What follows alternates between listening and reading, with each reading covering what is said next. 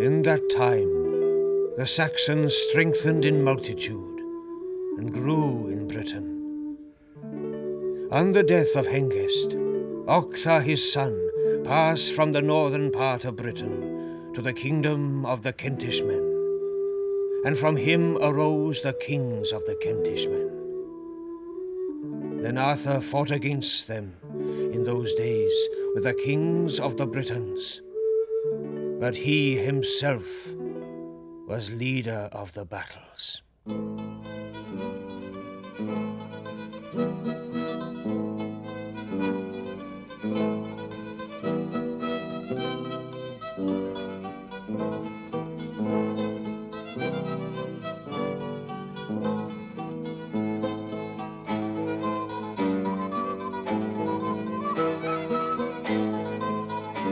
Through 14 centuries, the shadowy but powerful figure of Arthur has been distorted by poets, chroniclers, politicians and kings.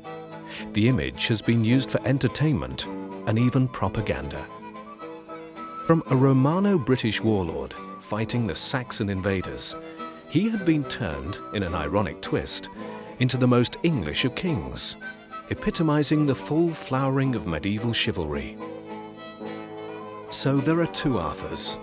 The armour-plated king enthroned in Camelot at his round table, surrounded by goodly knights and fair ladies, dispensing justice and defending the weak and oppressed. And the real Arthur, a military commander, a capable strategist and diplomat, as he would have needed to be in such turbulent times. It's possible he may not even have been of noble birth, making it easier for him to stand aside from the tribal differences and the squabbles of petty kingdoms. He was instead a man who could command a large, highly mobile force of cavalry and infantry, crossing all tribal frontiers, making all territories his battlefield against the Saxon foe. After the death of Uther Pendragon, the leaders of the Britons assembled from their various provinces in the town of Silchester, and there suggested to Dubricius, the archbishop of the city of the legions, that as their king he should crown Arthur, the son of Uther. Necessity urged them on, for as soon as the Saxons heard of the death of Uther, they invited their own countrymen over from Germany, appointed Colgrin as their leader, and began to do their utmost to exterminate the Britons. They had already overrun all that section of the island which stretches from the river Humber to the sea named Caithness. Dubricius lamented the sad state of his country. He called the other bishops to him and bestowed the crown of the kingdom upon Arthur. Arthur was a young man, only 15 years old, but he was of outstanding courage and generosity, and his inborn goodness gave him such grace that he was loved by almost all the people. But how could this highly successful British general have become the fanciful king of medieval legend? The answer lies partly with Geoffrey of Monmouth, a Welsh cleric of Breton descent, who was responsible for bringing Arthur to a wider audience by writing his History of the Kings of Britain in 1136. This work, properly titled the Historia Regum Britannia, was written in Latin and can be fairly described as one of the most influential books on Arthur. Well, Geoffrey of Monmouth was a fibber, I'm afraid. As his name betrays, he was a monk at Monmouth and then he moved to Oxford. And he was so keen on the Arthurian story that he was actually nicknamed Arthur, Geoffrey Arthur. And he was a real Arthur fanatic. And he wrote this book, which was published in the sense that manuscript editions were published in 1139. And it purports to be a history of Britain from the day that the first settler, Brutus, a Trojan, landed in Britain at Totnes, and they used to show his footprint there about the time just before the Trojan War, and came right up to about the end of the 7th century AD.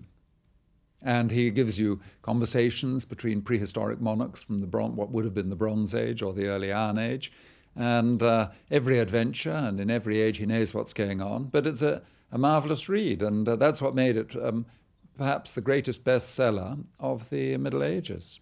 And I think he was doing the job, a fair job as he saw it. You do sense a twinkle in his eye when you're reading it. At one point he says that an eagle on the walls of Gloucester uttered a prophecy, he said, which I would tell you if I believed it was true. Well, later on he goes and tells you, so I don't think he cared if you believed or not. And he may have been surprised at the extent to which people believed it. Geoffrey's history of the kings of Britain might have seemed, on the face of it, a serious attempt to record British history, and more particularly to portray an accurate picture of Arthur, drawn from many reliable sources.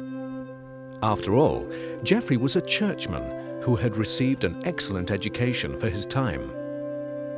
But it would seem that Geoffrey entered the church in order to further his literary ambitions, and not because of any religious zeal. Having no recognized archaeological authorities to hold him in check, Geoffrey was free to create an Arthur in the image of his own royal patrons. Whenever I have chance to think about the history of the kings of Britain, on those occasions when I have been turning over a great many such matters in my mind, it has seemed a remarkable thing to me that, apart from such mention of them as Gildas and Bede had each made in a brilliant book on the subject, I have not been able to discover anything at all on the kings who lived here before the incarnation of Christ, or, indeed, about Arthur, and all the others who followed on after the incarnation.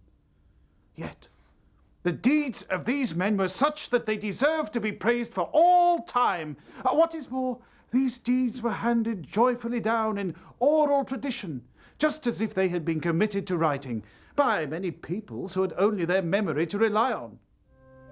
Geoffrey obviously felt little or no need to depict Arthur as he'd encountered him in the writings of the 8th century chronicler Nennius.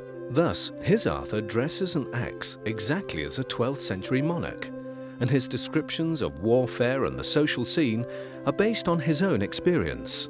Geoffrey's intention, as far as we can tell, was not to deceive, but to entertain.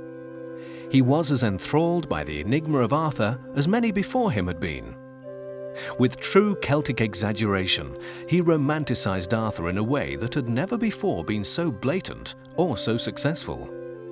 That success was to spark off the development of a legendary Arthur. At a time when I was giving a good deal of attention to such matters, Walter, Archdeacon of Oxford, a man skilled in the art of public speaking and well informed about the history of foreign countries, presented me with a certain very ancient book written in the British language. This book, attractively composed to form a consecutive and orderly narrative, set out all the deeds of these men from Brutus, the first king of the Britons, down to Cadwallader, the son of Cadwallo. At Walter's request, I have taken the trouble to translate the book into Latin, although, indeed, I have been content with my own expressions and my own homely style, and I have gathered no gaudy flowers of speech in other men's gardens. If I had adorned my page with high-flown rhetorical figures, I should have bored my readers, for they would have been forced to spend more time discovering the meaning of my words than in following the story. In the 8 centuries that have passed since Geoffrey of Monmouth completed his great work, other writers and poets have been inspired to compose new tales of Arthur, adding fashionable elements such as courtly love and deeds of heroism based on a code of medieval chivalry. Chrétien de Troyes, the French poet, writing just 30 years after Geoffrey, added the important new ingredients of the Grail and many new knights as part of Arthur's court, notably Sir Lancelot. He is also responsible for naming Arthur's stronghold as Camelot, a name he may have borrowed and corrupted from the Roman name for Colchester, Camalodunum. Robert de Boron, writing around 1200, introduced the concept of the sword in the stone, and in the generations that followed, author after author added to the story, embroidering and inventing, culminating in Sir Thomas Malory's Morte d'Arthur, and nearer to the present, Tennyson's Idylls of the King. These are all celebrations of an Arthur many times removed from the man who united the British against the heathen Saxons. There was undoubtedly an Arthur long before Geoffrey wrote, and he'd picked up a real character. And so are some of the others. For instance, Guinevere appears in Welsh stories, which are certainly older than Geoffrey of Monmouth, as Gwenhwyvar. And some of the knights appear too, like Kay and Bedivere, who are Kai and Bedwyr. But Lancelot doesn't, unfortunately. He comes clearly from French stories written at the end of the 12th century, slightly later. Though that again includes very old myths of the Lady of the Lake and so forth. The Sword and the Stone, I'm sure, is older and must represent an ancient myth, which you find in other cultures.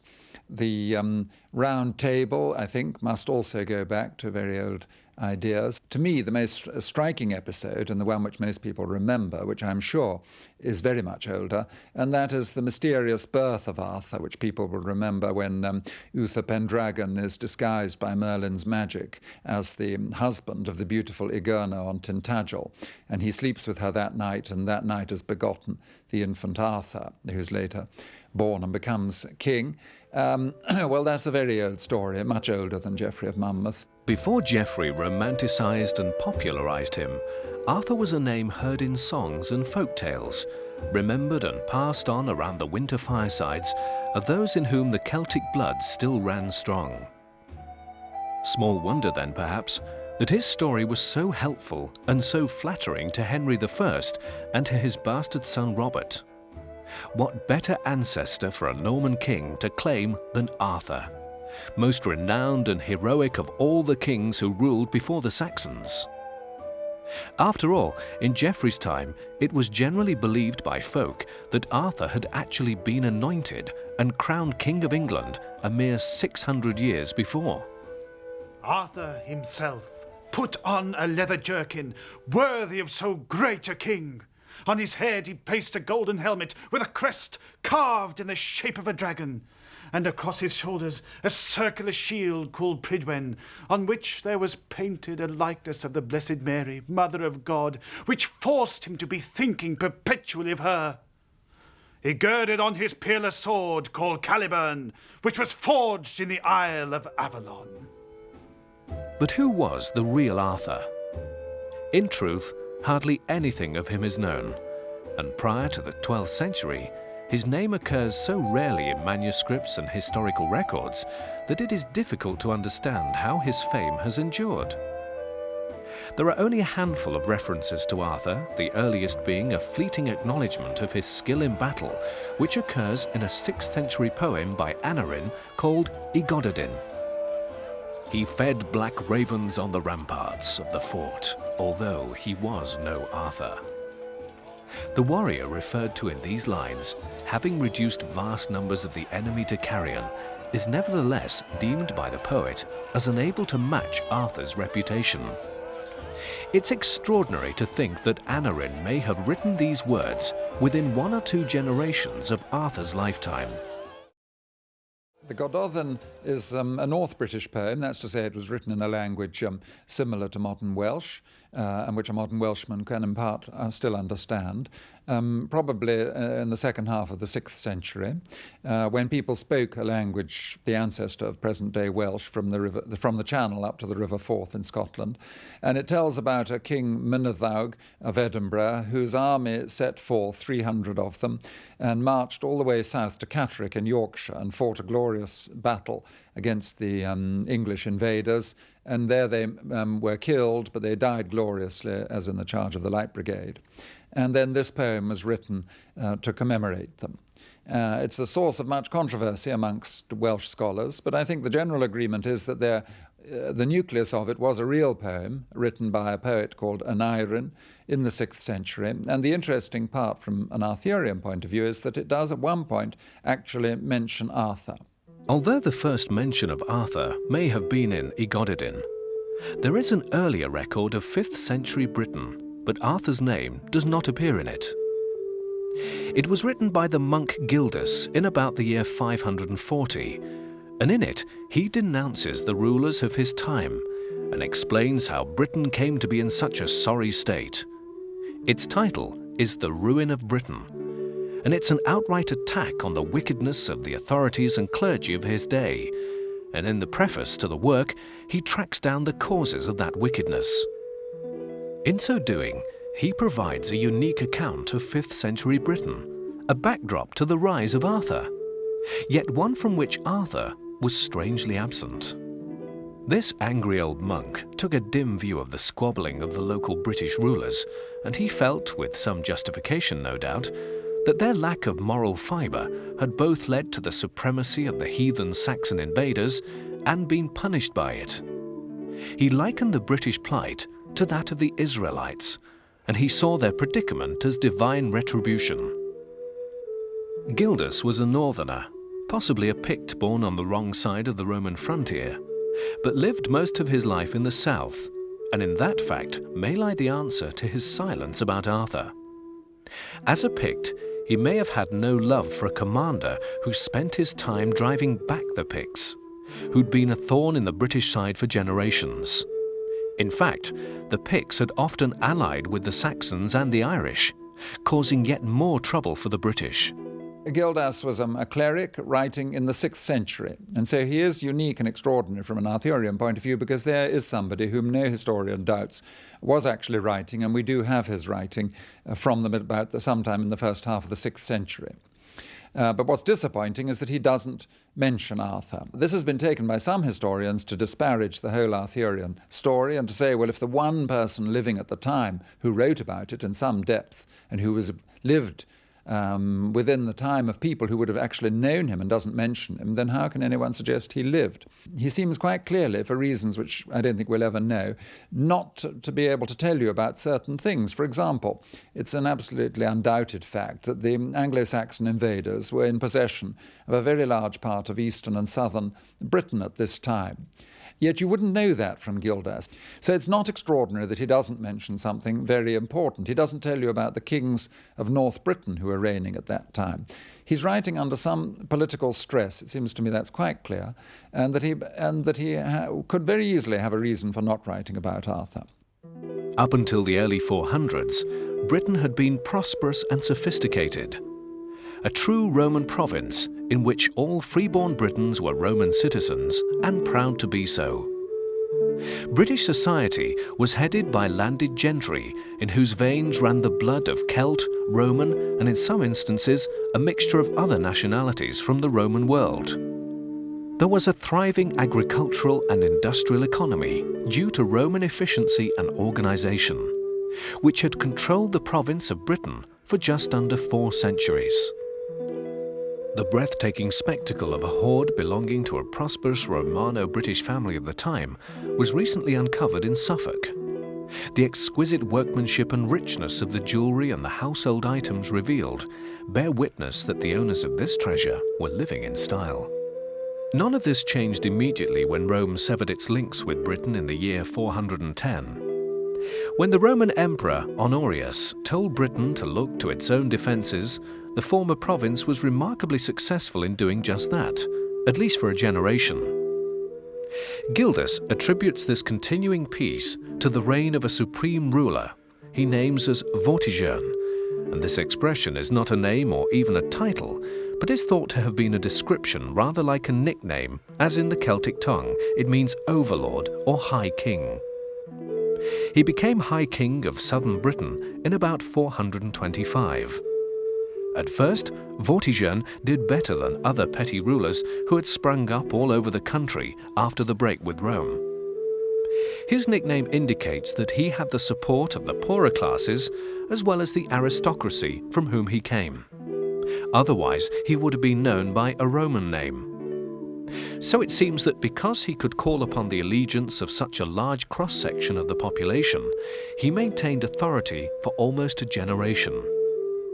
But even Vortigern, with his widespread support, could not gather enough military strength to counter the ever-increasing pressures of all his frontiers. Vortigern had the idea, unwise as it later turned out, of employing a bunch of violent Jutish mercenaries, led by 2 brothers called Hengist and Horsa. Then came 3 Keels, driven into exile from Germany. In them were the brothers Horsa and Hengist. Vortigern welcomed them then, and handed over to them the island that in their language is called Thanet. Vortigern earned himself the undying hatred of the British for his mistake. These mercenaries were allowed to settle, and within 20 years or so were abusing their host's hospitality, and then rebelled against their British masters in the revolt of 441. Gildas goes on to say, "All their inhabitants, bishops, priests, and people were mown down together, while swords flashed and flames crackled. Horrible it was to see the foundation stones of towers and high walls thrown down. There was no burial save in the ruins of the houses, or in the bellies of the beasts and birds."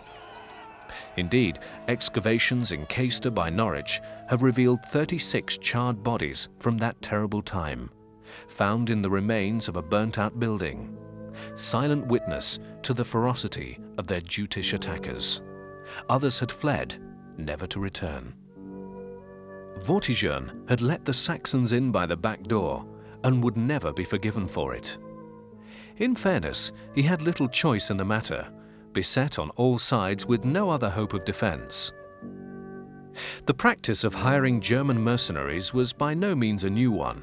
Indeed, the Romans had themselves done it, and there is much archaeological evidence for settlements of Angles and Saxons under Roman rule in Britain.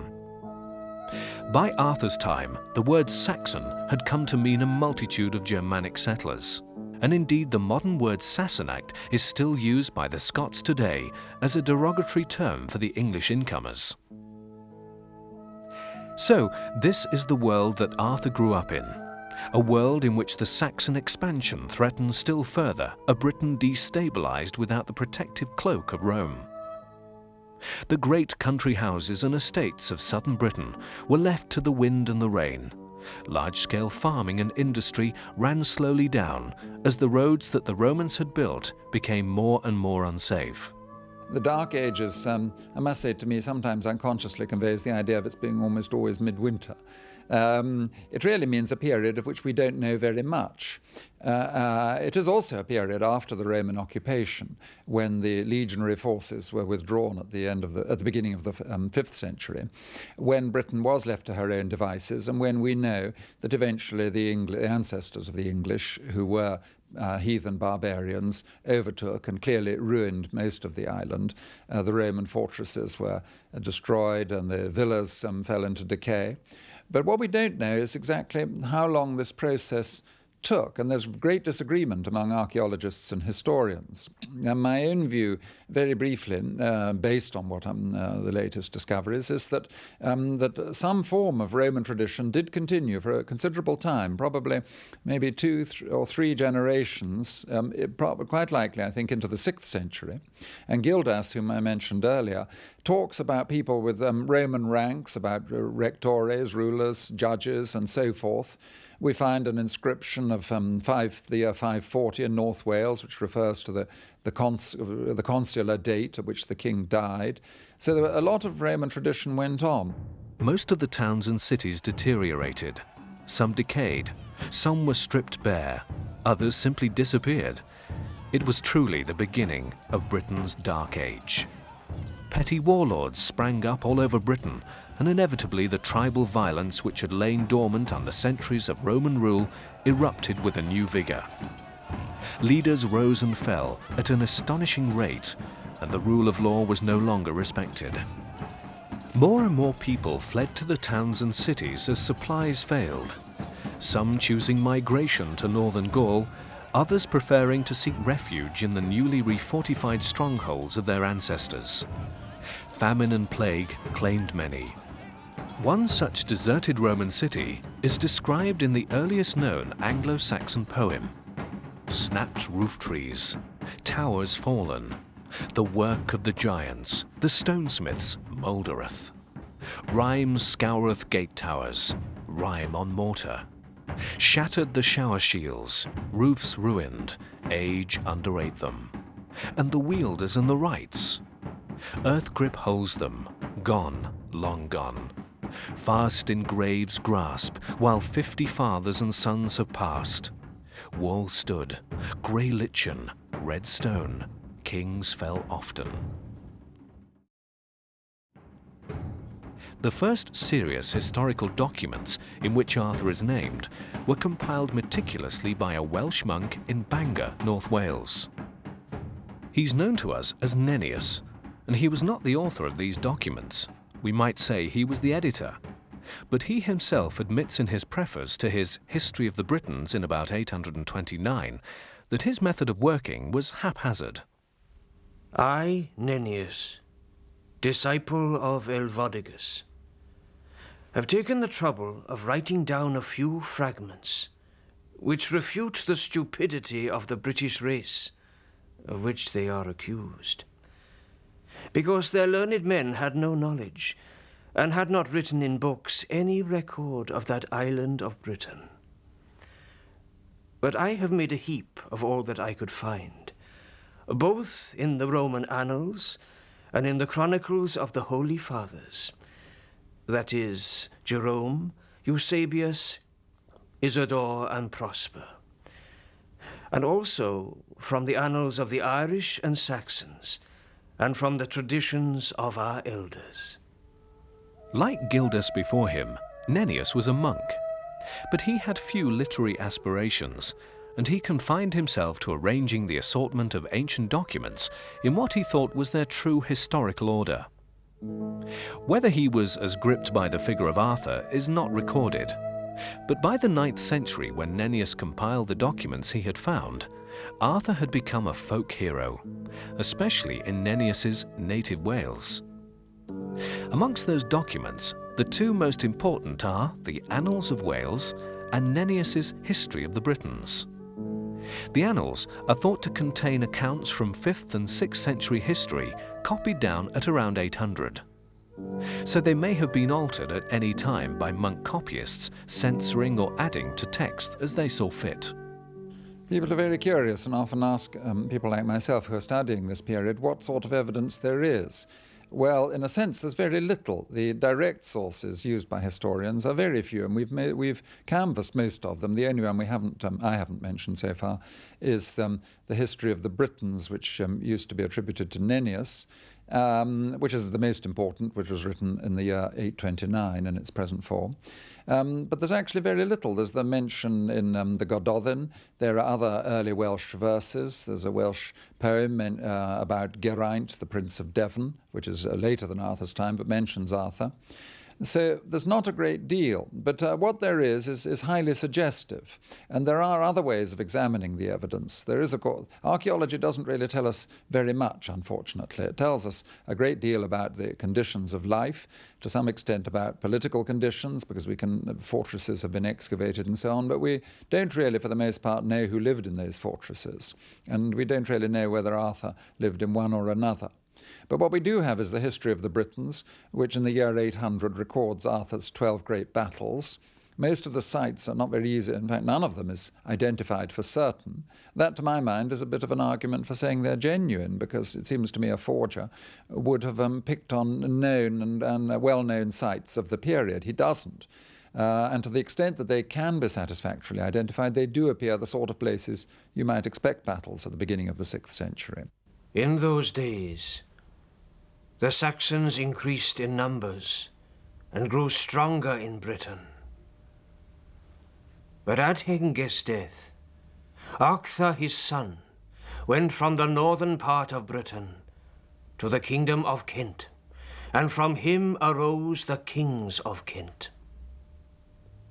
Then Arthur fought against those men in those days with the kings of the Britons, but he was the leader of battles. The first battle was in the mouth of the river which is called Glein. The second and third and fourth and fifth on another river which is called Dubglas and is in the region Linowis. The sixth battle on the river called Bassas. The seventh battle was in the forest of Celidon, that is Cat Coet Celidon. The eighth battle was at the fort of Gwinion, in which Arthur carried the image of the Blessed Mary, ever Virgin, on his shoulders. and the pagans were put to flight. And there was a great slaughter of them by the grace of our Lord Jesus Christ, and by the grace of the Blessed Mary, the Virgin, his mother. The 9th battle was fought in the city of the Legion. He fought the 10th battle on the shore of the river, which is called Tribruit. The 11th battle was on the mountain called Agned. The 12th battle was at Badon Hill, where 960 men perished at one charge of Arthur's, and no one killed them save he himself. And in all the battles he was victor. And they, when they were defeated in all the battles, sent for help to Germany, and their numbers were ceaselessly added to. And they brought kings from Germany to rule over those in Britain. It's clear from Nennius's account that Arthur was an experienced military campaigner, and Nennius always refers to him using the Latin word for soldier, miles, pronounced miles, rather than calling him king. It's even possible that Arthur may not have been a name, but an epithet, as Vortigern was. Some have claimed the name Arthur stems from the Roman name Artorius. A Roman officer called Artorius Justus served in Britain in the 3rd century. But Arthur is not an unusual Celtic name of this time either. Another suggestion, which historians have advanced for some time, is that the fact that a number of dynasties of the time, of kings whose genealogies have been preserved, tend to call their sons Arthur. This is in the 2-3 generations after the time when Arthur would have lived, which again suggests that there was a famous Arthur after whom they wished to name their sons. And it's interesting too to me that most of these kings are in the north of Britain, where I suspect that the real Arthur lived, possibly based on the old Roman legionary fortress at York. Some think that Arthur and Ambrosius, mentioned by Gildas, were one and the same. Geoffrey of Monmouth invented a blood tie between Ambrosius and Arthur by making Arthur the son of Uther Pendragon, who was supposed brother to Ambrosius. But there is no historical evidence for this, and no way of knowing who Arthur's parents were or where he was born. It's a commonly held belief that Arthur took up the struggle against the invaders where Ambrosius left off. Unusually, Gildas names Ambrosius where he'd kept silence about other figures, notably Arthur. Of Ambrosius he said, "Their leader was Ambrosius Aurelianus, a gentleman who, perhaps alone of the Romans, had survived the shock of this notable storm. Certainly his parents, who had worn the purple, were slain in it." It's plain that both Ambrosius and Arthur shared a strong desire to rid Britain of the heathen invaders, or at least to stem the tidal wave of eager Germanic, Pictish and Irish settlers. Perhaps Ambrosius invented Arthur with his authority and passed him the torch to bear onwards into the darkness. Knowing nothing about his background or descent, we can only assume that he must have come from a British family of some importance. The influence of Rome was still very strong in such noble families. Arthur may well have spoken in the local Celtic dialect, a type of primitive Welsh. But he would also have had a working knowledge of Latin as a matter of course. What he looked like and how old he was when he took up the fight, we cannot know. One thing can be said with certainty. He was a British military commander who appeared on the scene in the latter half of the 5th century and succeeded in curbing the Saxon incursions and, in parts of Britain, actually halting their advance altogether. The battles mentioned by Nennius took place over a wide area of Britain, roughly stretching from Strathclyde eastwards to Northumbria, or possibly even to Lincolnshire, and from Chester to some point southwest where Badon Hill saw a British victory so overwhelming that it subdued the Saxons for the following 50 years. As Gildas puts it, Badon was not the least slaughter of the hangdogs, and also almost the last. Only 2 battle sites of the 12 mentioned by Nennius have been tentatively identified. But the important fact is that they indicate the scope and reach of the military force of which Arthur may have been the leader. Such a force, with its ability to respond to threats from all over mainland Britain, would have cavalry as its main component. The resounding defeat he inflicted on the Saxons at Baden demonstrated superbly that, in a pitched battle, cavalry had the edge over foot soldiers. The tradition of cavalry had been inherited from the Romans, whose most effective troops in the twilight of Rome's power had been their light or fast-strike cavalry. The Celts themselves had a reputation for superb horsemanship. Indeed, they had sold their services as auxiliary cavalry the length and breadth of the old empire, and Rome had learned much from them. Now the wheel turned again, and all of that knowledge and experience passed once more into Arthur's hands. It's safe to assume that he, along with Ambrosius, revived the use of cavalry as a hammer with which to break the enemy ranks. We might get a better idea of Arthur's strategy if we could identify the battle sites, because they really are, I think, the most tantalizing clue. And it may be that the day will come when one of the sites is properly excavated, and if we find evidence of a battle contemporary, then I think we would obviously be very near. But we wouldn't know, for instance, whether the battles occurred in successive years or all in the space of one campaign or over a time of the whole of Arthur's lifetime, so we wouldn't know much. It's from the early Welsh poetry we know how the battle was fought. It was they were very stylized. There was considerable use of cavalry, as I say. The nobles prided themselves rather like medieval knights, so there is a resemblance.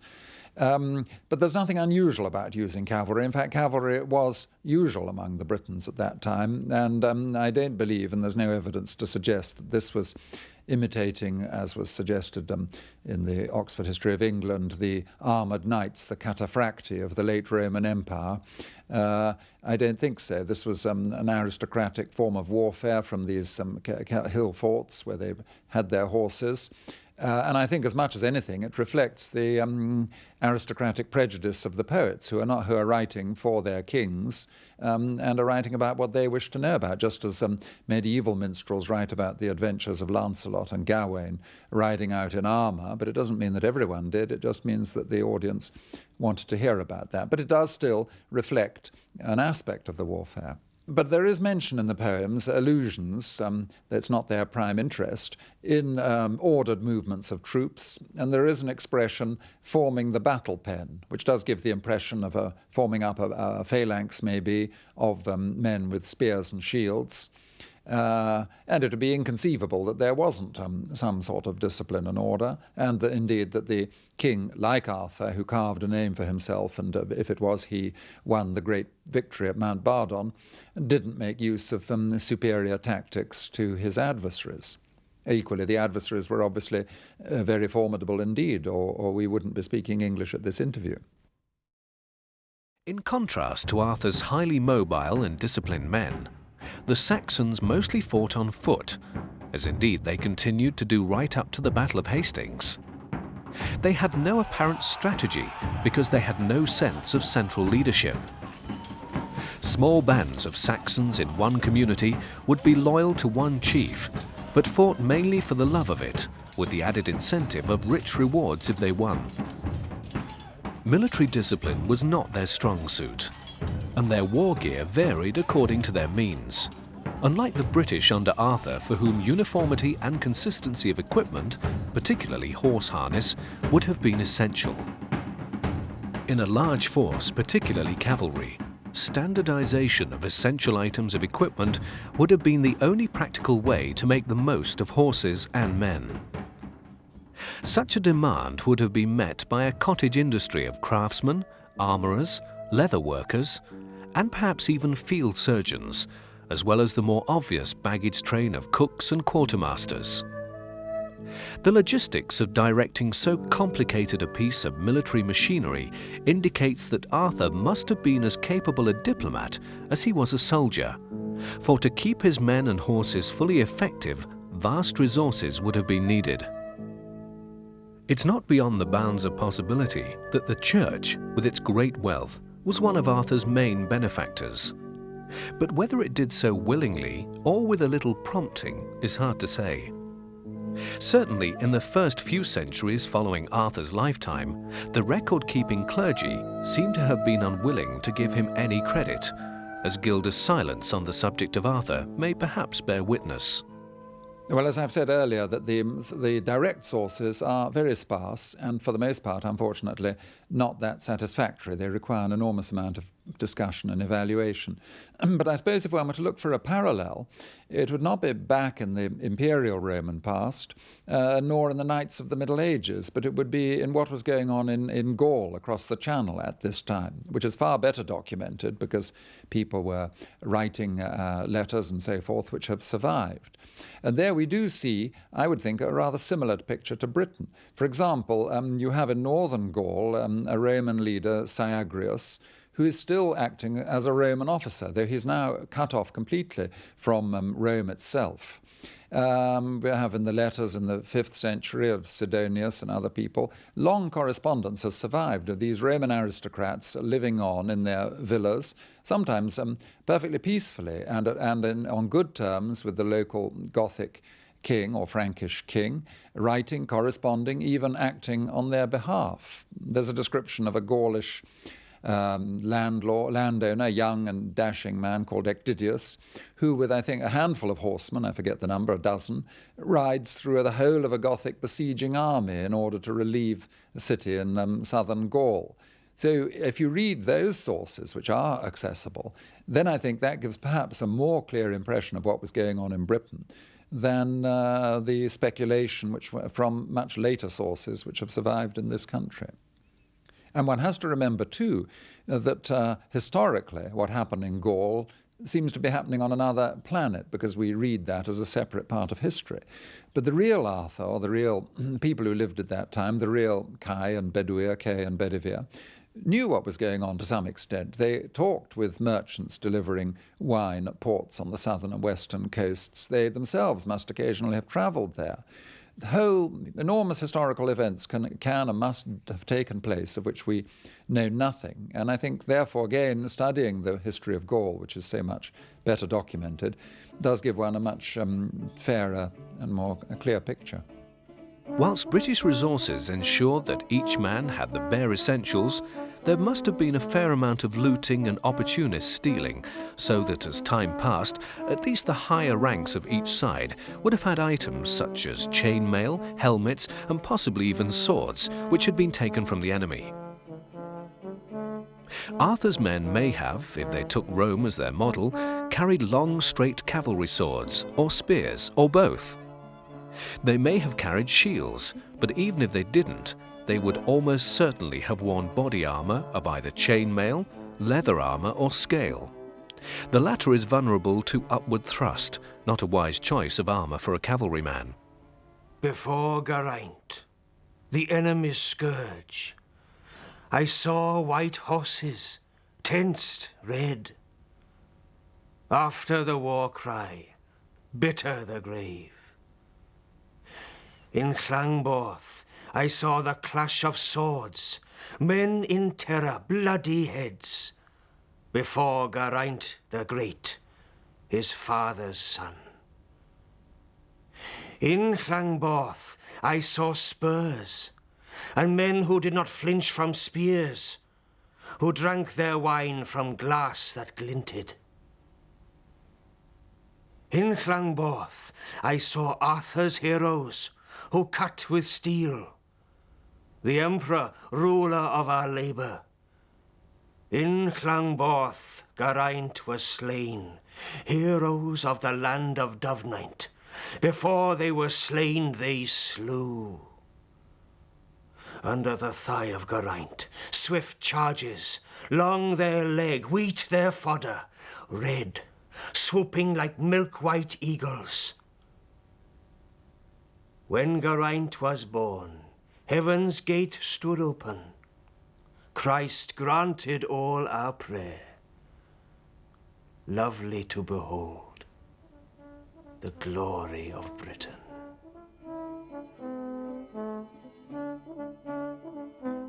Of course, Arthur would have had more than just cavalry at his disposal. The units of foot soldiers he commanded would have been a mixture of the descendants of old soldiers who had served under the regular Roman army, volunteers from the villages and farms, and in the remaining British-controlled towns, any such town militia that could be spared, and were acceptable to the Dux Bellorium, the war leader or leader of battles as Arthur is often called. The weapon of choice for an average foot soldier on the British side is likely to have been the spear.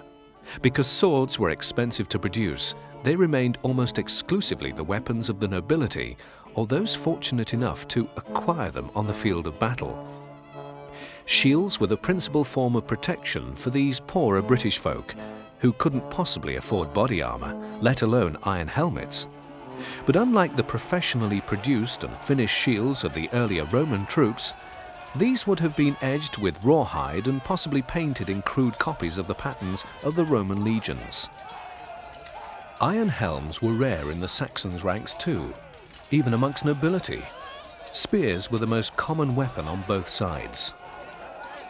In contrast to the sword, very little skill or training is needed to use the spear effectively enough to injure or to kill. Very few actual weapons have been found from this time that can be said to be definitely British. One reason for this may be that the Britons, being mostly Christians, had abandoned the practice of burying their weapons with their dead, whereas the Saxons, very much still a pagan and warrior society, still persisted in consigning their most treasured possessions, including their swords, spears, mail shirts and helmets, to the grave. Anno Domini 516 to 518.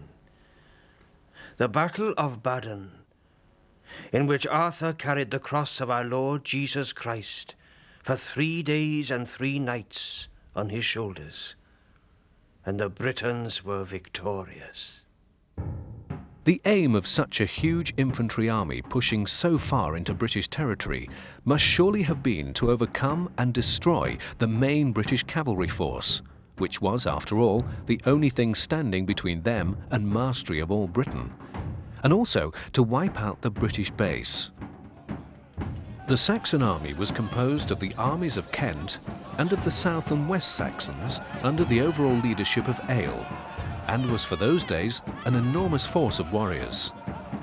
Arthur's cavalry was probably no more than 1,000. And if it was a siege, the hard-pressed cavalry needed a steep hill for the dismounted warriors to hold against the greater numbers of the Saxons, and there are many such hills outside Bath. And on one of these hills, Arthur triumphed. At Badon, Arthur crushed the Saxons so thoroughly that it was to take them decades to recover. He created by brute force a breathing space for his fellow Britons. For a while at least, they need not fear the ravages of the Saxon sea-wolves. Arthur had won a peace and could expect to enjoy the acclaim of the people.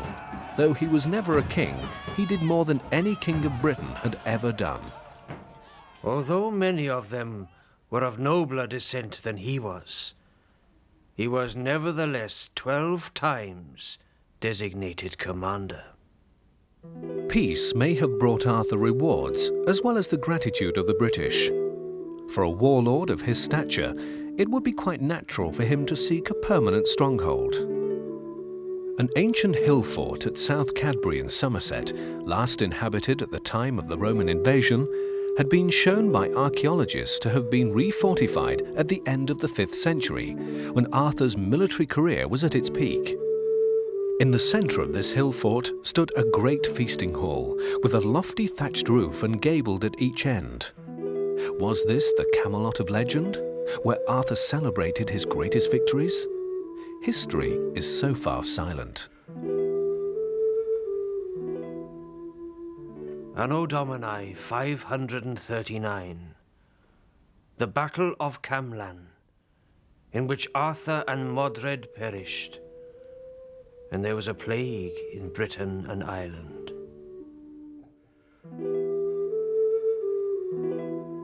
Arthur got his peace, and perhaps was able to enjoy it for a short while. The Saxon threat had been warded off, and the country could once again flourish. But the old hostilities resurfaced between the petty chieftains. Civil war broke out, and Arthur may have been drawn into it. Legend says he and his son died at each other's hands in a fatal power struggle. Yet men say in parts of England that King Arthur is not dead, but had by the will of our Lord Jesus into another place, and men say that he shall come again. I will not say it shall be so, but rather will I say that here in the world he changed his life. But many men say there is written upon his tomb this verse, Here lies Arthur, the once and future king.